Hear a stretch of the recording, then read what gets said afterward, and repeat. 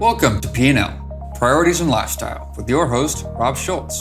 Rob is the founder and president of Schulz Wealth. All opinions expressed by Rob and his guest are solely their own opinions and do not reflect the opinions of Schulz Wealth. This podcast is for informational purposes only and should not be relied upon for investment decisions.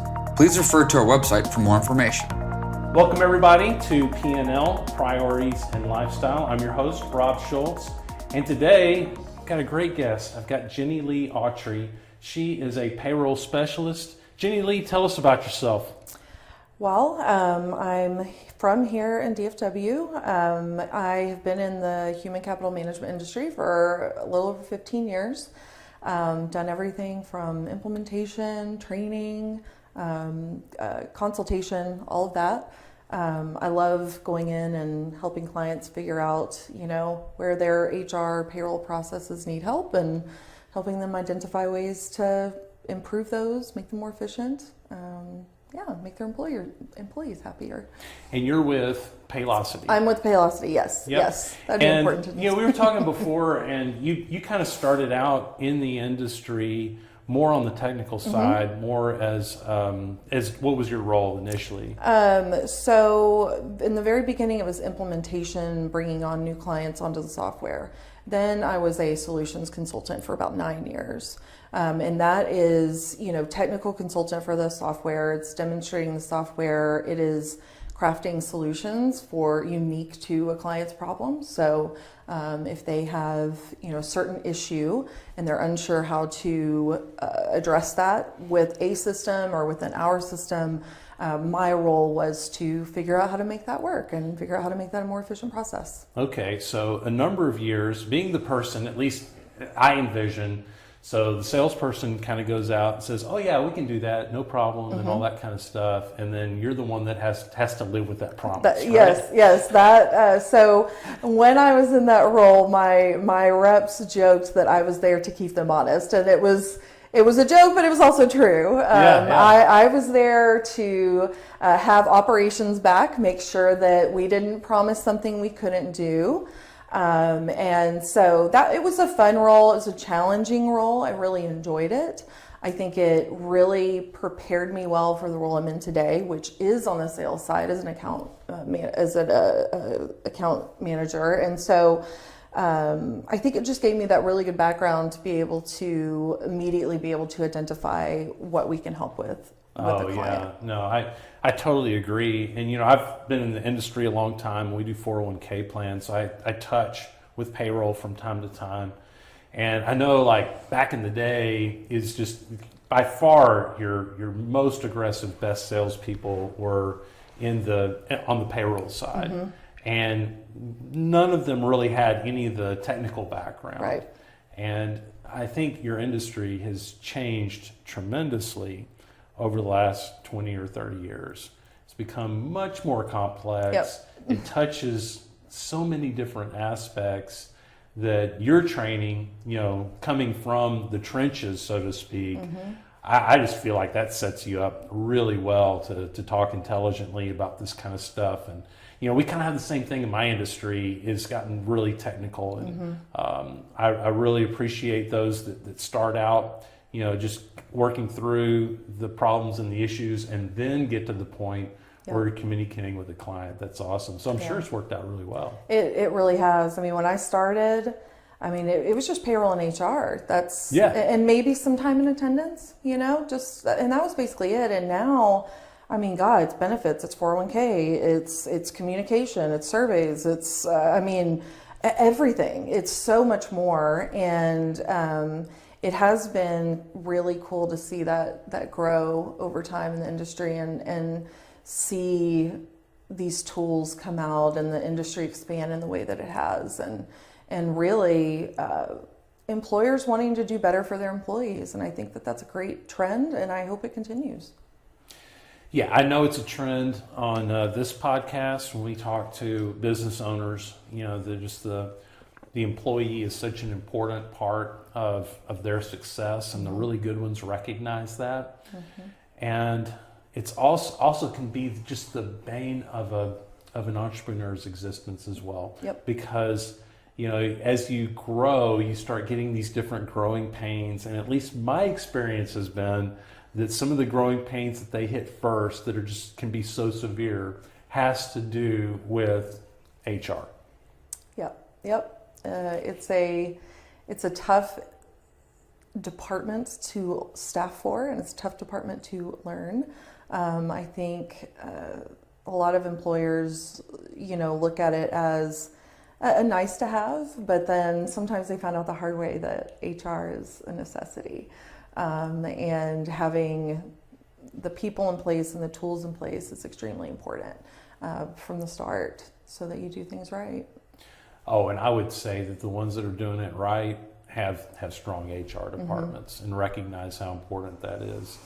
I know I've seen that in a number of instances. I've also seen where it kind of got sloughed off to the side a little bit and huge problems can arise. Yeah. The most obvious one that comes up that I've seen from time to time is just, getting behind on payroll tax. Yep. Things like that can take years to unravel or just completely take down your business. Yeah, and the rules around payroll tax filings and tax deposits are so complex that it's really difficult to keep up with that. I mean, you can go from a monthly payer and a monthly filer to a semi-weekly filer and payer overnight, and you may not even know it. Yeah. And then all of a sudden you're 2 weeks late, then you're 4 weeks late, and you're going, wait, what happened? What happened? I was supposed to be making the monthly. No. You made it over this X dollar amount, and so now you have to file every 2 weeks. And I mean, it just blows their mind. And it's important to have someone who understands payroll, understands HR, and sometimes, depending on the size of your company, those need to be two separate people. And often, they start out as one person, and then as you get to 75, 100, 200, and beyond, you grow to two or more people in that department. Mm-hmm. And taxes and compliance with those can be a scary thing. Employer penalties are typically based on the number of instances it happens. So for instance, if you file W-2s incorrectly or you file W-2s late, it's not, it's a $500 fine because you filed them late. No, and don't quote me on the exact amount, but it's $500 per W-2 or per instance or per paycheck. I mean, that's how those fines are generally calculated. And so it can go from 0 to 100, 200,000 really, really fast, even for a small company.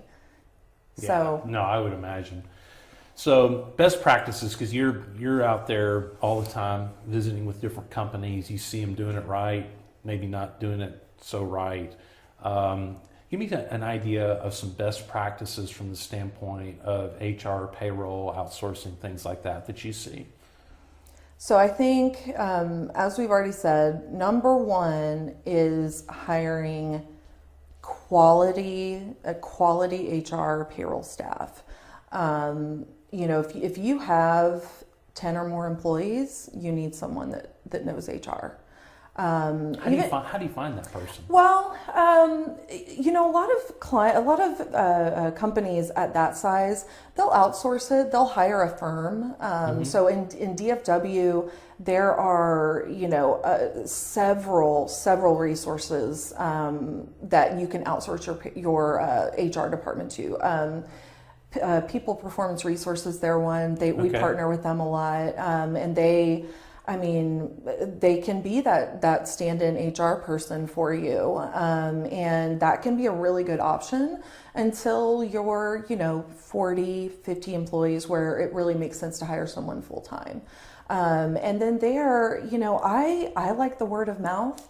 I think that talking with colleagues on LinkedIn, I think scouting people out on LinkedIn, if you're using a payroll provider, asking your payroll rep, like, hey, who do you recommend? Or because they know people, and they, I have a lot of clients, and I generally know if one of those HR managers is looking for a job, or one of those payroll managers is looking for a job, if they're not happy where they are. And, you know, I've worked with them quite a bit generally, and I know what kind of work they do. And so I think reaching out to your resources is a good place. And of course, you know, your standard recruiting websites and that sort of thing is fine too.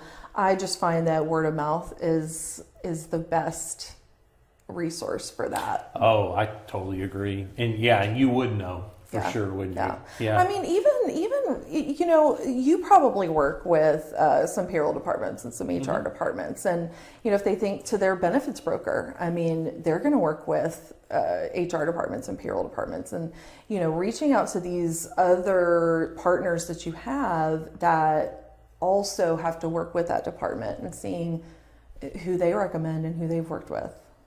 And then what makes a good HR manager? What are kind of some of the traits and characteristics that you see that just make it hum and make it work?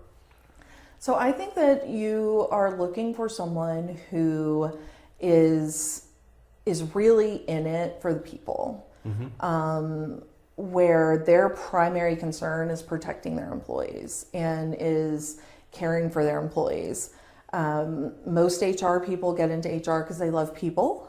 So, you know, good start there, but not always. So you want to make sure that they're in it for the employees. And then, you know, you need someone who is up to date with what's going on in HR, that they, you know, they can educate you on the trends, and they can, you know, instead of you having to kind of push that to them, they should be educating you on, hey, what's going on in the workforce right now? What trends are we seeing? What kind of employees are we need to hire?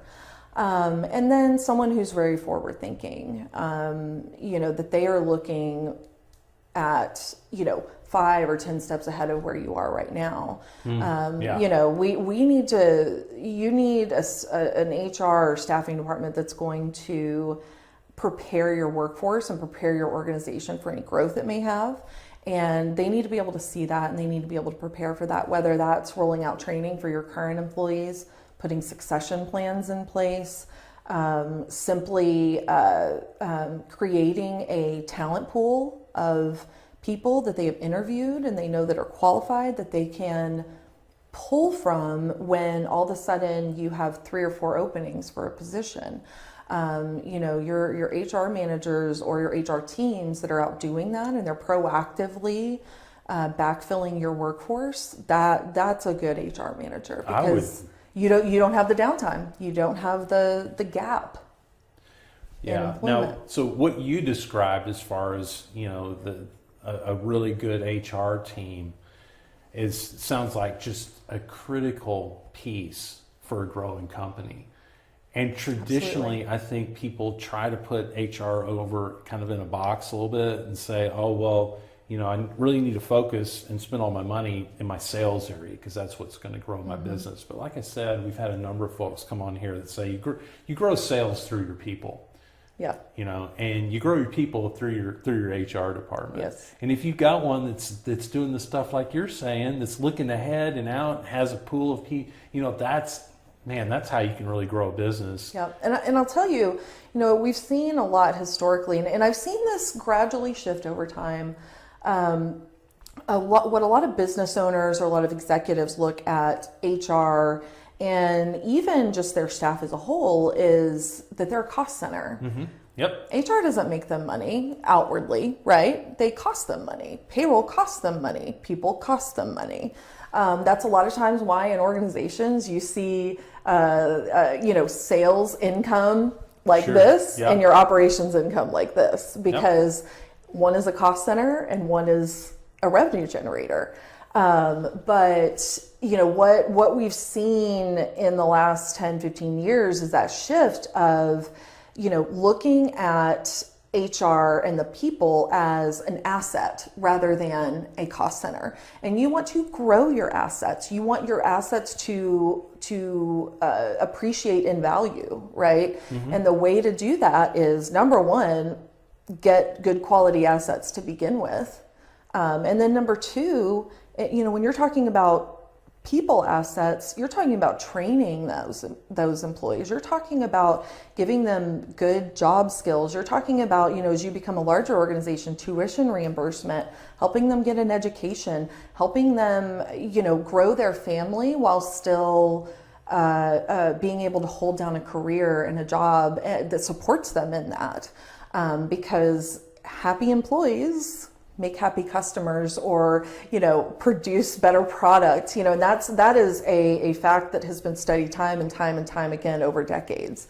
And I think that if you're a CEO or a business owner today and you've had that mindset that this is a cost center, try and change that mindset and try and say to yourself, no, these are an asset, and I need to grow that asset. In what ways can I improve and grow that asset? Yeah, no, I really like that. So, not only you could have like a great HR person, but if you drop them into a corporate culture that doesn't support what you just described, then it's not going to work as well as if you just change your mindset and your total culture to be around the people. Yep. And right now, man, it's gotten really challenging. So we're coming out of COVID where everybody's workforce changed, everybody's workplace changed. The way we hire, it's crazy right now. It's just absolutely crazy. So give me an idea of some of the tools that you're seeing that good employers are using, to find employees, even before we develop them and figure out how to work with them when they're wherever they are. How are we finding these people these days? So, the first step is modernizing your process. Okay. If you want to attract a modern worker, you need to have a modern process. If your website still has upload your resume here and email it to so-and-so, without, that full kind of automated process, you're not going to get the quality candidates as if it was uploading the resume, parsing it out, they answer a couple questions and submit. They don't want to open up their email and find a resume and attach. They don't want to mess with all of that, and they won't. Wow. So, that just so flies in the face of the way most business owners, including me, think about it. It's like, the way we've always thought about it is like, well, I'll let that process maybe even call out the ones that are lazy, for instance, right? Yep. That's the mindset. But what you're saying is that really this is flipped at this point. They're not being lazy, they're being efficient. They're being efficient and smart. Is what those employees are being. And they're looking at your company and they say, well, that's an archaic, I don't want to work there. These guys don't know what a modern company is. They don't. Okay. And it's marketing, it's your brand, and a lot of companies throw all these advertising dollars and marketing to their customers. You need to market to new employees too, and that's one way to do it, is to modernize that process and make it accessible. Okay, so give me some examples of that. So I guess we're talking about just a very simple form of some type, even where they just type in the pertinent information for that initial contact. Is that right? Yeah. What we see a lot of employers moving to is, and you don't, you want to make sure you have a process where they don't have to type in a lot. Having a system that parses their resume when they upload it, or that they link their LinkedIn or anything like that, that's pretty crucial. But having a very simplified initial application process is so important. When we see applications that have multiple pages, for instance, so you have to go next, the drop-off rate of those is significant. Once you get to like the third page, you're talking 80% drop-off. It's huge. It's a huge number. So having a one-page application that's very simple. If you want to know all of these little details, do that do that during the interview process. Let's find out if, the basics, if they're qualified, if you'd like to interview them, and then you can find out, references. Then you can get, their whole backstory and, answer a bunch of questions. You can do that later. Just do some basic screening, a resume, parsed out, and then submission. And when they move forward in the process, they can do the rest. Okay.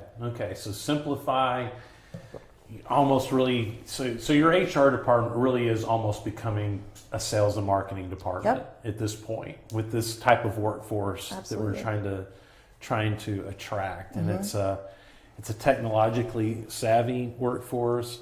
It's a younger workforce than I am. Okay, and so that comes into play too, because we talk all the time about these cultural generational differences rather, and I mean they're real. And I mean, what are we trying to do to try to attract younger employees, for instance? Yeah, so we have more generations in the workforce right now than have ever been in the workforce, ever. Yeah, so because the boomers are still in the got workforce. Boomers. I'm Gen X. Yep. I'm still here. You got millennials. Yeah. You got Gen Z. Yeah. And you're about to have Gen Alpha. Okay. Start whoever that is. So those are your teenagers right now that are starting to get their very entry level jobs. The car hopping at Sonic, or the cashier at the grocery store. Those sometimes very entry level jobs, and so that is 5 generations in the workforce right now. There have never been that many ever. Okay. And so you've got to be attractive to all of those generations. And I think the biggest thing is moving into that digital world. Okay. For your employees, having digital tools. If you're still posting paper memos on a poster or, on a tack board, or if you're still, passing out memos or hand signing time off requests or paper timesheets. I mean, those are things that are going to reduce an employee's quality of work enjoyment there. Work satisfaction. No matter what the generation. What about as far as the difference between, your rank and file, employees that, I mean, some of them maybe don't have the same technological skill, maybe, or maybe they do. Yeah. I think that we underestimate our employees a lot. Okay. I bet you're right. We really do. And I hear this from employers a lot whenever they're evaluating new systems is, my employees, they would never do that. No, they insist on paper. They have to have paper. They would never download an app to their phone and request time off. Oh, let me assure you. Number 1, they would. Number 2, if they won't, then if they don't get time off because they didn't submit a request online, they'll download that app. Or if they don't get paid because they won't go on and track their time in an electronic fashion, then they're going to do it. So, I think that we underestimate, number 1, our employees' abilities, and 2, our employees' willingness to do things in order to get the job done. And, whenever you switch to these, more digital, more electronic, automated tools, you are freeing up time not only for your employees, but your HR department as well. Sure. HR people, they did not get into HR to push paper around. And so if your HR department is spending hours and hours every week dealing with paper time off requests, paper benefits forms, paper 401k enrollment, if your payroll department is dealing with paper time cards, if they are writing physical checks, I mean, they did not get in that industry to push paper. They got into it for people. And when you free up their time to do that, they can then really shine as a department. We see some really good HR departments that cannot spread their wings because they're so buried in paperwork. That's so interesting because, like I said, I've been around for a while, and traditionally you go into different people's offices in a company, right? And you see different things. Traditionally, you would go into the HR department or into the head of HR's office, and it would, the corners would be stacked. 14 filing cabinets. Oh yeah, Papers. just 401k booklets like this, and the benefit ones over here, and just paper everywhere, right?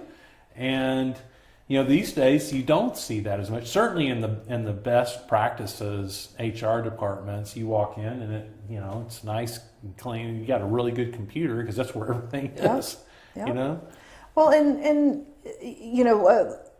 if we kind of switch to the compliance part of it too, that's a huge concern for them. A lot of times, HR can be held personally responsible for certain infractions, and so they worry, they lose sleep over that a lot at night. And the first one that comes to mind is 401k beneficiary forms. Yes, it's always been just the bane of a HR person's existence, because that falls on that person to have a paper beneficiary form, and it's just not, I've never seen 100% compliance to that, right? It's very difficult. And yet now we have the technology for the employee to just go on and do that online directly with the vendor, right? Not hard. Yeah, and if they're given tools that can automate some of this, then that's less things they have to worry about. And what comes to mind with benefits in 401k is eligibility rules. And oh gosh, it's been 90 days. Did I get them their enrollment form? Did I that's so stressful. That's for the kind of thing that you wake up in the middle of the night worrying about when it's up to you to keep track of all that stuff in some kind of, what we used to call a T file, right? A time file. But no, that can all be automated. It can. Yeah. And, you can have systems in place that automatically either notify you when benefits or 401k is time to enroll, or they automatically open it up for them and send the employee the notification, and the employee just goes on and does it. When you're talking about timesheets and time calculation, things like that, there are vastly complex rules around overtime, especially in industries like restaurant industry, retail. If you're a multi-state employer, it goes tenfold. If you're in California, Colorado, Ohio, New York, New Jersey, the labor laws there are so complex, especially with payment of hours, that if you're using a very basic rudimentary system, or if it's on paper, your HR and payroll departments are stressed, let me tell you, because and not in compliance. And most likely they are not, because those, when you're talking about things like weighted or blended overtime, when you're talking about, issuing bonuses that need to take, may increase the overtime pay that the employee got in arrears. I talked to so many companies that didn't even know that certain bonuses have to be calculated in an overtime calculation. And they're like, wait, what? Yeah. Hang on, Yeah. And so having a system in place that has those rules in it, that has those calculations in it, that has those compliance alerts. Hey, you have an I-9 that needs to be re-verified. You need to do this or you'll be out of compliance. Even having things like if they're using E-Verify, having E-Verify happen automatically for you. Like your forms, having those electronic and accessible to employees. If handbooks and policies and procedures are not readily available to employees, that can get an employer in a lot of trouble. So having a repository where they can have easy access to that information. Yeah, so this is turning into a technology discussion a little bit. And one of the things that technology requires is change. Yeah. Right? And traditionally in the HR world, like in a company, that's not your change department. Yeah. Right. But it sounds like that's so critical now. It is. You know, that you be able to embrace the change. There's some complexity there. There's some integration. I know you spend a ton of time dealing with integration between different systems, right? Yep. Not the easiest thing in the world. It's really not. And so, yeah, whenever you think of a company nowadays and, you know, the tools that they're using, they've got Active Directory with, you know, Microsoft Online, they've got 401k vendors, they've got benefits providers, they've got even just tools that they use internally, just tools that may issue security credentials or door credentials, things like that. And having those systems talk to each other is crucial. And so, you know, a lot of times when it comes down to things like, you know, HR platforms or software that HR and payroll departments might use, that's a lot of times where the roadblock is. And, you know, that your HR file is the system of record. That is should be your most up-to-date record of who works for you, where they work, why they're working, all of that. And if you can't get that system to communicate with anything else, that's creating, again, a bottleneck at your HR department that's having to feed all of that information out to those different departments. And so if you can get a system that integrates with all of your other systems, then you're saving time, you're saving headaches, you're saving human error, you're saving money. I mean, I cannot tell you how often we've seen things like, you know, entering in payroll manually and putting 400 hours instead of 40, or entering in benefits enrollments and checking the wrong plan for an employee. And the employee doesn't realize it until they go to the hospital and they're like, oh, wait, you have a $5,000 bill. Wait, what? I wasn't supposed to have a deductible. You know, absolutely, I mean, that happens. And that can cost a company and the employees a lot of money and a lot of stress. And usually it happens at the worst times, like whenever they're in the ER. Yeah, so it's not as much anymore about the data entry as it is about the integration. The communication between and systems. The communication between systems, and that means that, you know, you have to have smart people like you that understand a lot of that stuff. And that's where I see, you know, you got to slow down a little bit and make sure those pieces are right. You know? And that, yeah, it does. I mean, it just takes smart people. It takes people with some experience and knowledge to be able to make that work. And then once it does, now you have that efficiency and you have that process that can go forward with fewer or practically no errors. Yeah. Okay. Yeah. And it's, you know, sometimes people are resistant to it because, again, they may be using some very entry-level basic accounting software that they used when they had 2 employees and now they have 40.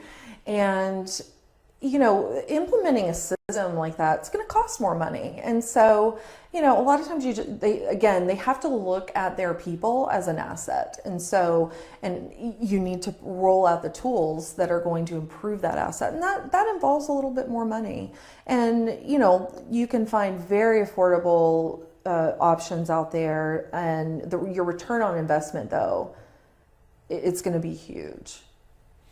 Yeah, because all that's happening now, at least from what I can see, is, you know, with these integration tools and these efficiencies and so forth, it's allowed companies like yours and others to, you know, roll out some really cool stuff that we didn't have before that helps with not only the recruiting side but also the retention, correct? Yep. What are some of those tools that you're seeing that are working really well? So with retention, we see things like communication tools that are being rolled out, survey tools for employees,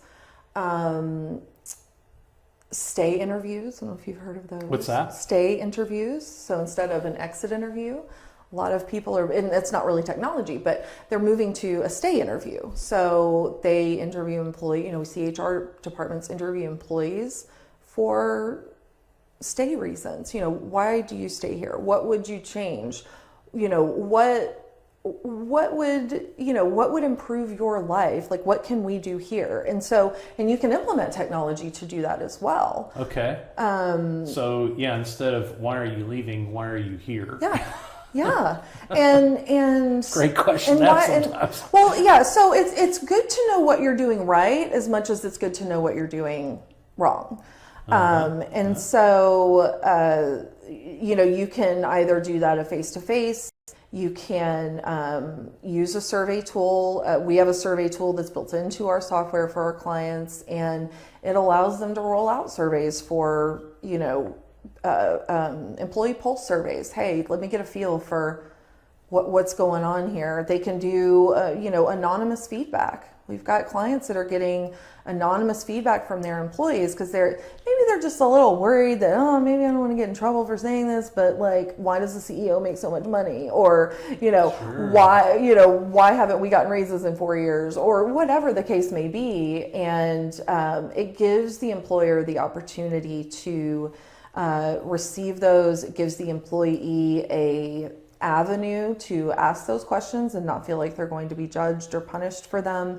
And as an organization, it communicates to your employees that you care and you're invested in their future. You're invested in why they're here or why they're leaving, and not just when they're leaving. So we want to know why employees want to leave before they leave, so we can fix this, right? You want to be proactive in that.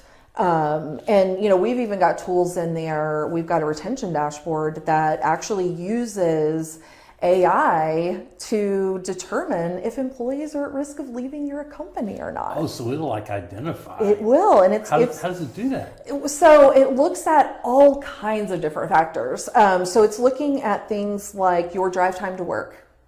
Are you driving 2 hours to work, or are you driving 10 minutes to work? Would a flexible schedule benefit this employee and possibly allow them to stay longer at your company? That's got to be a big one. Give me some more. How much overtime they're working?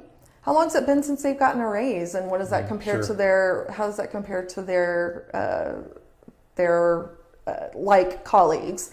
How many supervisors have they had in the last X amount of years? I like that one. Okay. Have they had the same one? Maybe it's stagnant, or have they had like 10 in the last 3 years? Yeah. And it's too, we actually look in our system at over 90 different data points to do this calculation. And employers sometimes are like, this is a little big brother, so they can turn this off or on if they want. But we have something called a J-score. It is not our technology. It is a technology that we utilize, but it looks at the employee's public social media interaction. So if you're thinking about LinkedIn, how many recruiters are they connecting with? How many companies are they starting to follow? It doesn't, it can't look at things like, are they applying for jobs or anything like that? But yeah, I mean, if you've got I would say even just if an employee who's not in a sales type position is like super active on LinkedIn. Right. I mean, what does that mean? Right. Yeah, exactly. Yeah. Wow, that's crazy. So, having tools like that at your fingertips can be so helpful. And even just being able to see turnover and, identify where that's coming from without having to do manual calculations there. Okay, being able to identify in a matter of seconds what supervisor has the highest turnover, what department has the highest turnover, what employees are working the most overtime, historically, what departments are getting that.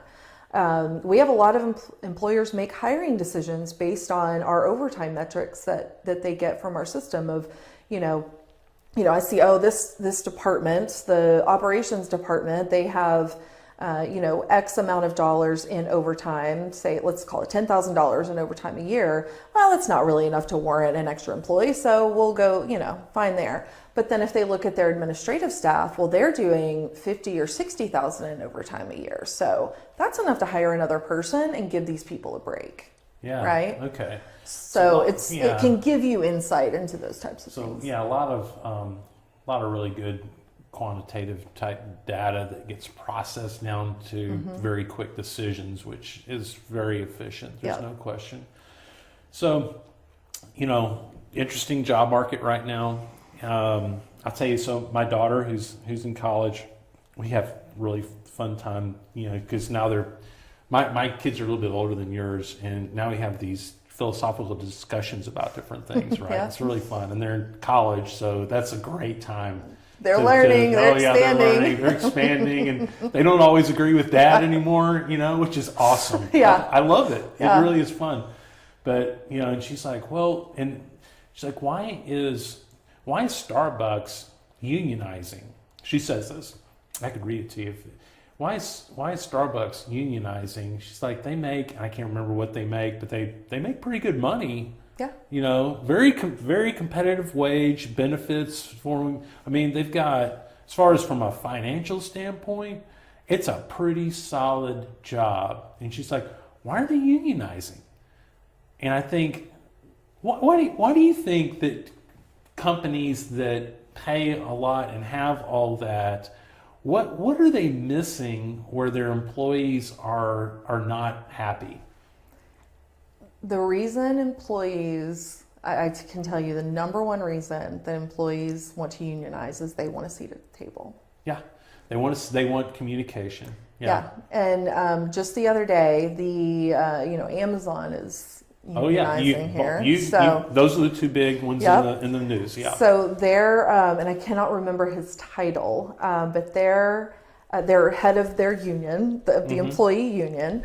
Was addressing, now I can't even remember, was it Congress? I don't know, but he had a speech, and that's basically all he was saying is, we're not unionizing because we don't like our employer, or we are, a bunch of angry people, that sort of thing. He's basically saying, we have some feedback and we want to be heard, and we want a seat at the table. And so far our feedback has gone unheard, and we want to work here. We want to make this a great place to work, but you're not hearing us. And this is giving us a seat at the table. So that's a middle management problem. It is. Okay. So that's like, because that's your job as a manager, is to be able to communicate with the people that report to you, and make them understand that they're being heard, and then also commuting back down from the top down. Yep. Well, you're being heard. Here's what the issues are, and this is where we're trying to drive to, in that communication. So there's a communication breakdown. Yeah, there is. Okay. And in a lot of organizations, especially if they've been around a long time, they have this culture of, you have to go through your manager to voice your complaints. And if they go nowhere, then it's seen as going above them or going around their head to get to their other manager, and then you might get in trouble for that, and they might be angry at you, and so the traditional hierarchy yes. thing. And are you saying that we kind of need to break that down? That culture has got to stop. It's got to stop. Because that's where, so I'm totally cool with that as a Gen X, and especially former military. That's how I grew up. Yep. That's when I was a kid, there was a hierarchy. When I was playing sports, there was a hierarchy. When my first job in the U.S. Navy, there was a hierarchy. Definitely. Right? But really the job, the workforce today, that's kind of needs to go away. Yes. Okay. But how do we manage a firm effectively towards a goal without hierarchy? So and it's not that organizations have to do away with hierarchy altogether. What they need to do is make upper management more accessible. Okay. And one way they can do that is, well, I don't know of another equivalent to it, but in our system, we have something called Community. And it's kind of like a social media site, and air quoting that, for your company only. So you've got kind of like a feed, a news feed, so to speak. You've got different groups. So maybe you have different team groups. Maybe, HR has a group, that sort of thing. But, in our company, our CEO, our CFO, our VPs, our directors, they are all very accessible in that platform. So in our organization, I'll give you an example. When the pandemic first came out, our CEO started putting out a weekly video. He would record a video and post it on Community of just like, hey, here's what's going on. Here's what I'm concerned about with y'all. What can I do? Employees could comment on that, could give him feedback in there, and he was directly soliciting feedback from all employees. And nobody felt bad for going over their manager to comment on that. But one example was somebody posted on there and said, I don't really know all of what you were saying because I was trying to lip read, but I am deaf and none of our videos have closed captioning. Oh, and wow. this is a problem for me. And they were like, oh my gosh. So immediately, they were like, okay, how do we, and we, and by the way, that's really today, that's just a click of a button. It is. Just go, and it's closed caption. Right. And so all we had to do was just turn that technology on within the platform. But we, it's just something that for whatever reason had not been thought of. Then out of that came employee resource groups. And so we have employee resource groups for equality, for, diversity, for employees with disabilities. I mean, all types of ERGs. And what these do is they have an executive sponsor and they are the employee's voice in our organization. Okay.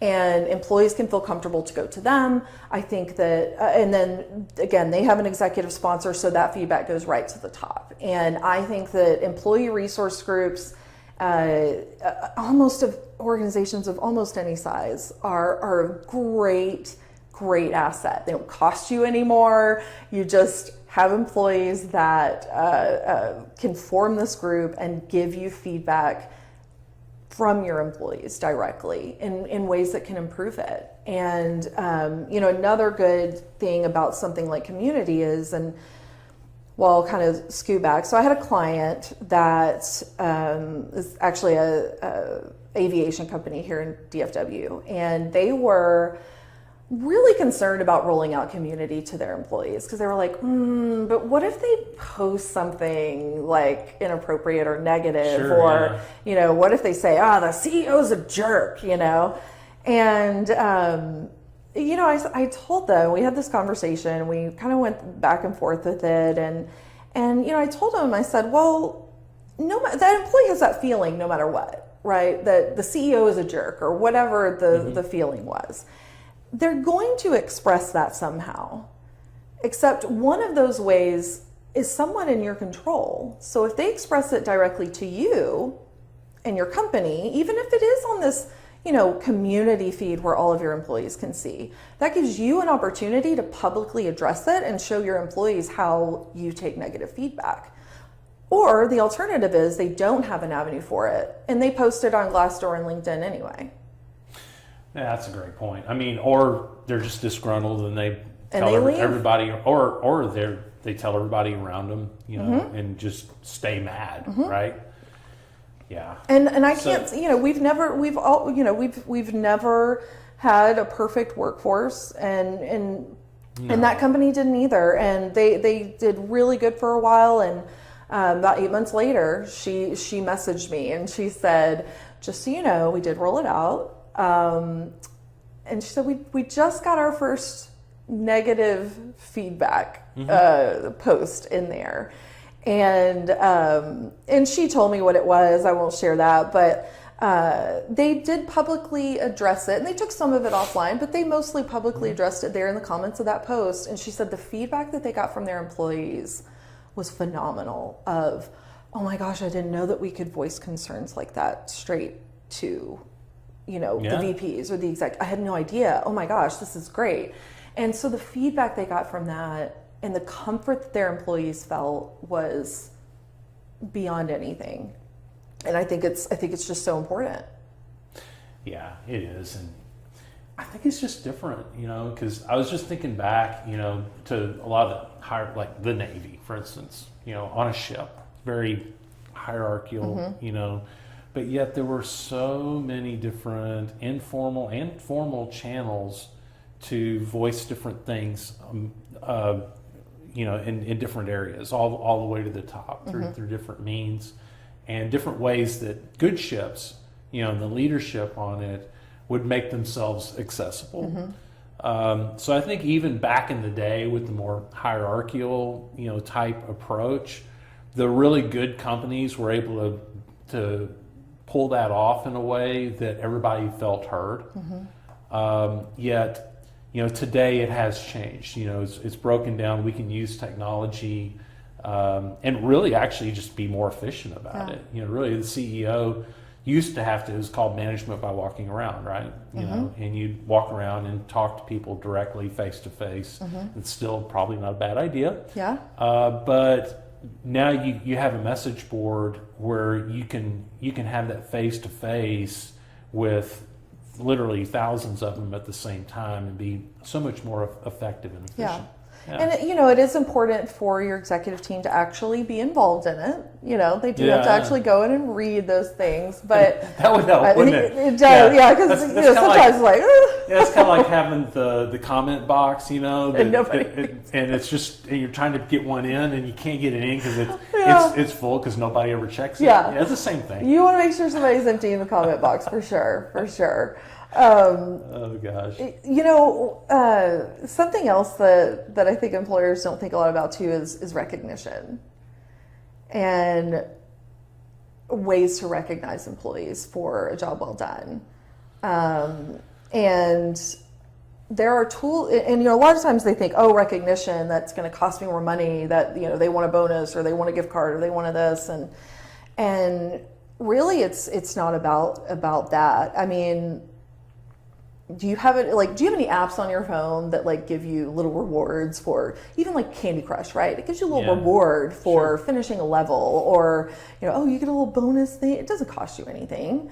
I do Duolingo, and I'm on my 74th day in a row of German. Wow. And so when you get you get extra little gold stars and you're in the Ruby League and you're in this, and none of it means anything.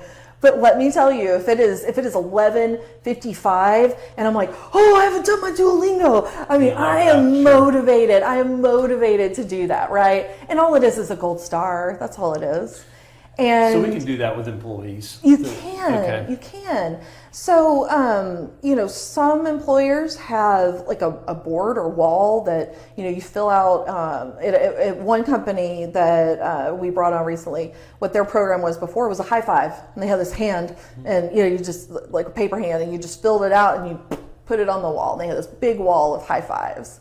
Cool. And what they did when they implemented Paylocity is we have impressions. All of our clients have it. It's just built-in software, and that's all it is. It's employee recognition, and you create your own little rewards and your own badges, and you could, whatever your company values are, you can even have impressions or recognition around those. And just by that alone, employees can feel more valued. That the same customer that rolled out the community, they turned on impressions. They were not really going to use it. They were like, this is kind of stupid, but we'll turn it on, whatever.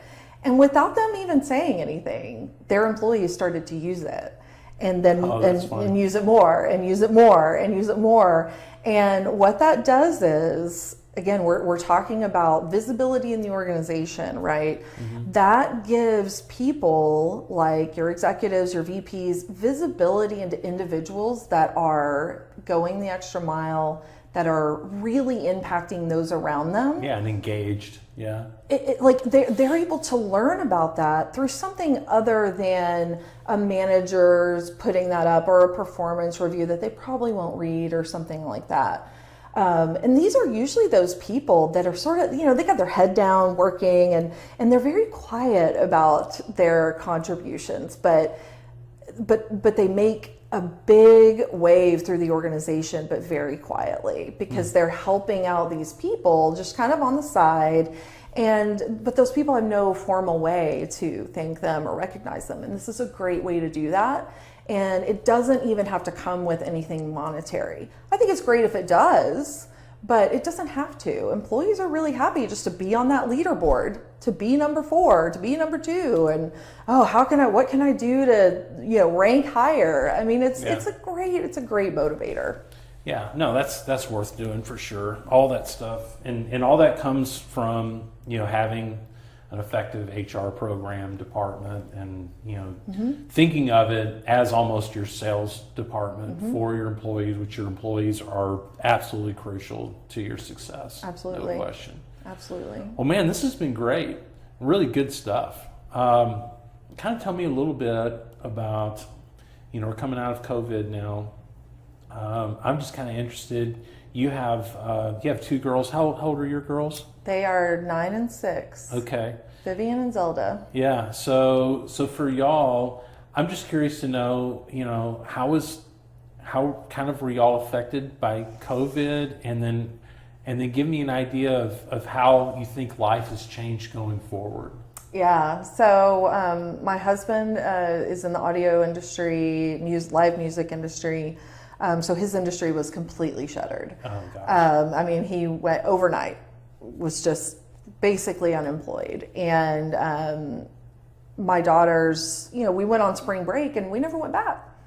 They never, and it was, so we had to, just like everyone else, we had to pivot instantly. I feel like we were very, very fortunate. I have worked remotely for the last 9 years. So I was at home. We were fortunate to be able to survive on my salary for that time. And so my husband was able to stay at home with the kids. He did homeschooling for my 2nd grader. I had one that was still in pre-K. Our neighbors' kids actually came and stayed with us because they both worked full time. So my husband usually was watching 4 kids all day. Yeah. He big pat on the back for him for that. But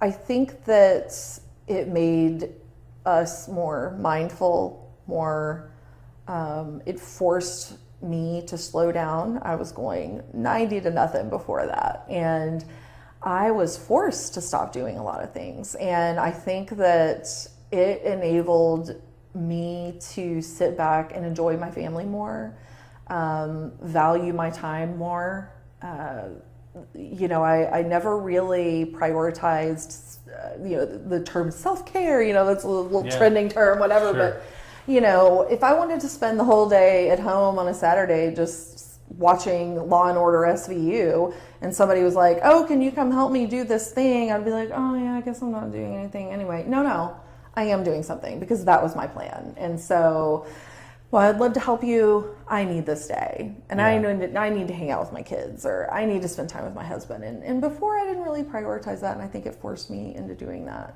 And so that was good on a personal level. And just going forward, I think that my relationships with people at home and at work are just very different. I think that we are all more considerate of one another. We are more flexible with one another.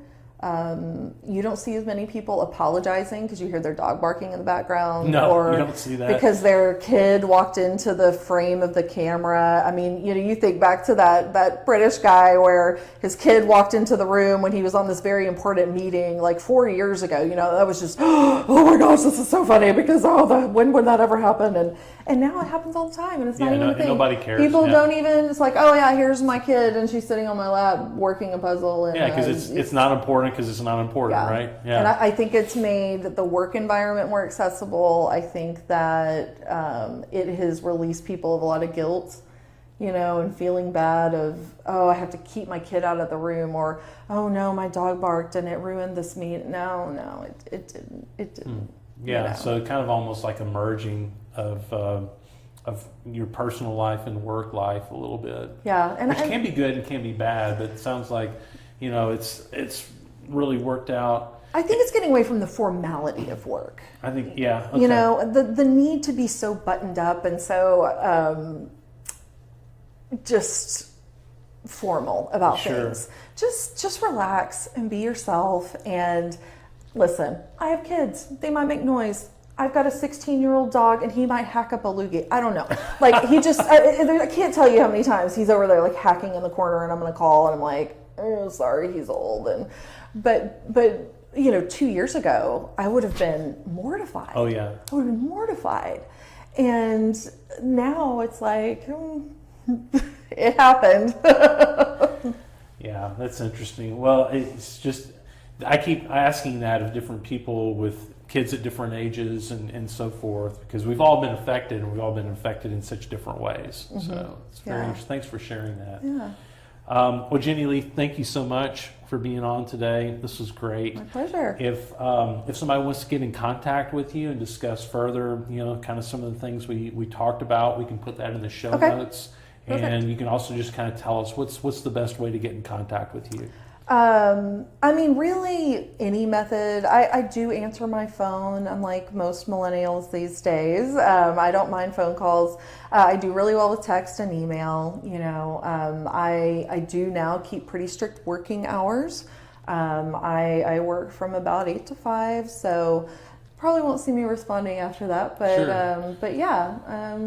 I'm pretty accessible. LinkedIn, okay. Some people like to message me on there. That's fine too. Okay. So Jennilee Autry on LinkedIn, mm-hmm. and then a good phone number for you?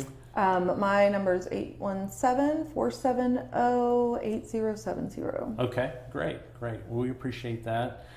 Thanks everybody for being with us today. And again, if you want to get in contact with Jennilee, please feel free to do so. She is a wealth of information when it comes to all this HR stuff, which gets complicated in a hurry, in my opinion. And don't forget, you can subscribe to this podcast. We put this out every other week.